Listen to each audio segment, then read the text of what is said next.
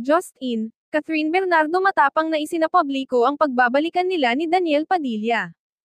Trending at mainit na pinag-uusapan ngayon sa social media ang kapamilya actress na si Catherine Bernardo at aktor na si Daniel Padilla matapos nga umanong magkabalikan ang mga ito.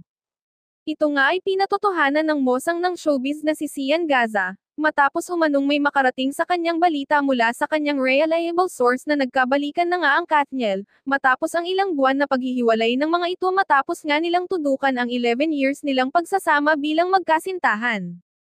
Sa pagkakataon naman na ito ay marami namang netizens ang siyang nagulat at may ilang Katniel fans ang nagbigay ng kanilang reaksyon mula sa big revelation ngang ito ni Sian Gaza. May ilan na na-disappoint sa actress dahil bakit pa nga daw nito binigyan pa ng second chance ang aktor kung gayon ay paulit-ulit lang siya nitong niloloko.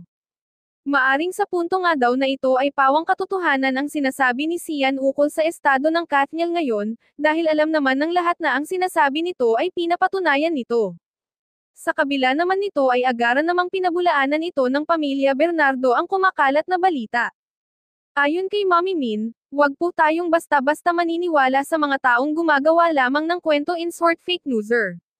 Subalit hindi nga rin nagtagal ay agaran nga din na nag-alive sa Facebook si Sian Gaza, at ito nga ay nap-icon matapos nga siyang ipagmamention ng netizens sa naging reaksyon ni Mommy Min sa pagbabalikan umano ng Katniel. Ayon sa panayam ni Sian, hindi ako natatakot dahil may pruweba ako source na umano ang lumalapit sa akin, kaya kung ako sa iyo Mommy Min mananahimak na lang ako, dahil madami akong hawak na katunayan at ilang video clip ng Katniel na nagdi-dinner date at palihim na pagtatagpo ni Catherine at Daniel, at dahil nga dito ay mas lalong naging controversial at umalangaw-ngaw ang issue mula sa dalawa.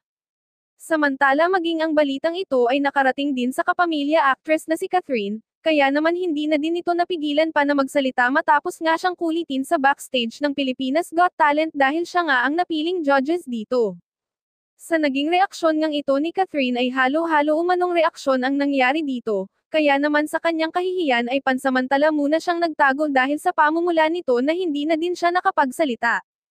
Aniya, hindi masamang magbigay ng second chance sa tao, dahil Diyos nga daw ay nakakapagpatawad tao pa kaya, minsan sa tao mo talaga mahahanap ang tunay na kaligayahan at kasiyahan kaya dadating nga daw talaga sa punto na magkakalabuan, ngunit sa huli ay mananaig pa din ang pagpapatawad, kaya kung para sa isa't isa talaga ang dalawang tao ay mismong tadhana na ang magbabalik nito.